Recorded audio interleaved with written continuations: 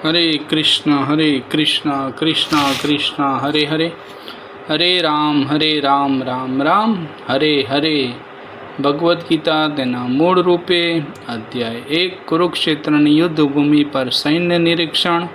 શ્લોક સંખ્યા 32, 33, 34 અને 35। શ્રી શ્રી ગુરુ શ્રી શ્રી ગૌરાંગ અને જગદગુરુ શ્રી પ્રભુપાદની કૃપાથી સમજવાનો પ્રયાસ કરીશું। जगद्गुरु शिल प्रभुपाद की जय।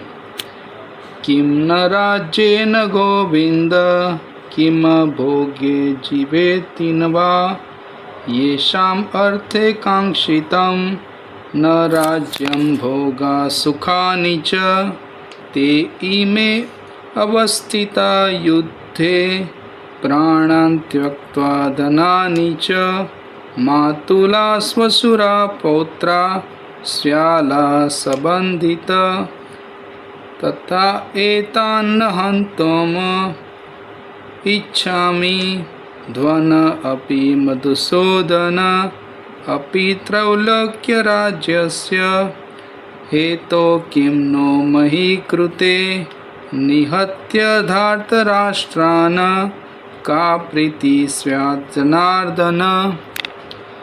हरे कृष्णा। तो સૌથી પહેલાં આપણે પ્રાર્થનાથી આપણી શરૂઆત કરીશું। ઓમ અજ્ઞાનતિમિરાંધસ્ય જ્ઞાનાંજનશલાકયા ચક્ષુરુન્મિલિત્વં येन તસ્મૈ શ્રીગુરવે નમઃ। શ્રીચૈતન્યમનોભીષ્ટં સ્થાપિतं येन भूतले स्वयं रूपकदामयं ददाति स्वप्नकान्तिकं। वाञ्छाकल्पतरुभ्यश्च कृपा सिन्धु एव च पतितानां पावनेभ्यो वैष्णवेभ्यो नमो नमः। जय श्री कृष्ण चैतन्य प्रभु नित्यानंद श्री अद्वैत गदाधर श्रीवासादि गौर भक्तवृंद। हरे कृष्णा कृष्णा कृष्णा हरे हरे, हरे राम राम राम हरे हरे। हरे कृष्णा। तो अगले श्लोक में हमने देखा था कि अर्जुन के अंदर बहुत करुणा व्याप्त हो गई है। वो बेशक भौतिक करुणा थी, आध्यात्मिक करुणा नहीं थी, और इसीलिए अर्जुन लास्ट श्लोक में बोलता है कि मैं कैसे सुखी हो पाऊंगा। तो ये श्लोक में अर्जुन है वो भगवान को गोविंद कह के पुकारता है। गोविंद का मतलब है, गोविंद के दो मतलब हैं। एक मतलब है हमारी इंद्रिया और एक मतलब है गाय। तो भगवान अपनी हमारी इंद्रिया और गाय दोनों को प्रसन्न करते हैं। तो अर्जुन बोलता है कि इसमें मैं कैसे प्रसन्न रह सकूँगा। आप तो सबकी इंद्रियों को प्रसन्न करते हैं, लेकिन भगवान है वो सिर्फ हमारी इंद्रियों को प्रसन्न करने के लिए नहीं है। हमें भगवान की इंद्रियों को प्रसन्न या तृप्त करना चाहिए, तभी हम इस भौतिक जगत में सुखी रह सकते हैं। ऋषिकेन ऋषिकेश भक्तिर उच्यते। तो जब हम भगवान की इंद्रियों को तृप्त करेंगे तभी हम खुश रह सकेंगे।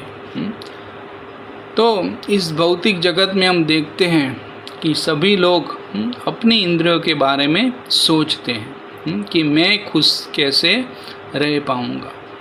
भगवान से लोग बहुत सारा ऐश्वर्य, बहुत सारी धन संपत्ति मांगते हैं कि मुझे ये भगवान ये सब मिल जाए ताकि मैं खुश रह सकूं। हम लोग तो जब मंदिर में जाते हैं तभी भी हम भगवान से यही इच्छा करते हैं कि हे भगवान मुझे ये दे दे, हाँ मेरी शादी करवा दे, मुझे बहुत सारा धन दिलवा दे।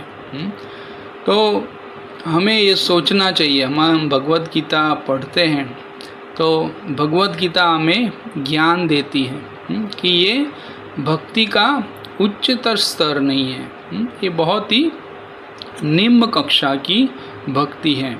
हमें तो निष्काम भक्त बनना है।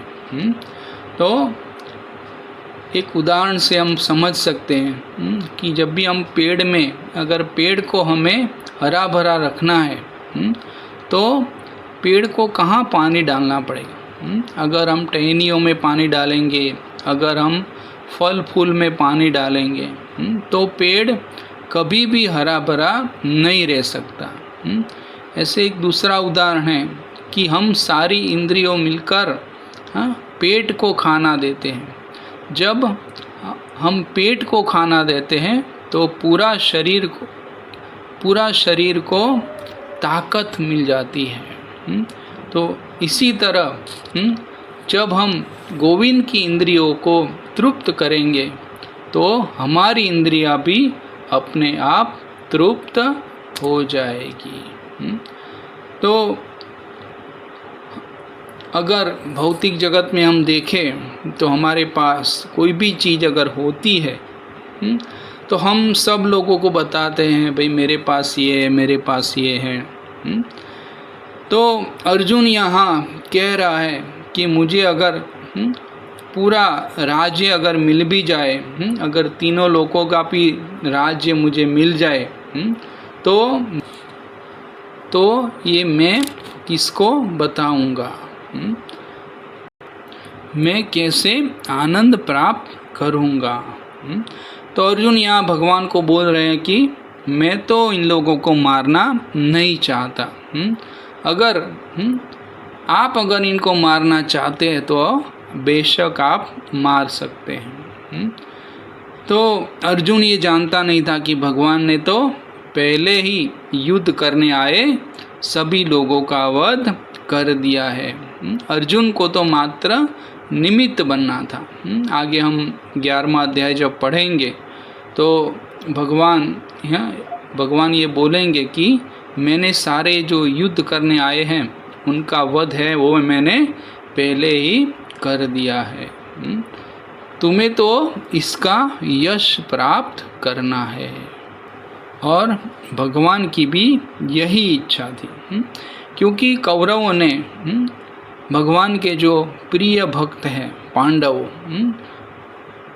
उनका अपराध कौरवों ने किया था। अगर हम भगवान का अपराध अगर करते हैं तो भगवान एक बार हमें क्षमा भी कर सकते हैं, लेकिन हम जब भगवान के भक्तों का अपराध करते हैं तो भगवान हमें कभी माफ़ नहीं करते। तो भगवान ये हमें बताना चाहते हैं कि अगर आप मेरे भक्तों का अपराध करोगे तो तुम्हारे पास जो भी है, चाहे कितनी भी धन संपत्ति हो, चाहे कितना भी ऐश्वर्य हो, चाहे कितना बड़ा भी राज्य हो, सब कुछ नष्ट हो जाएगा।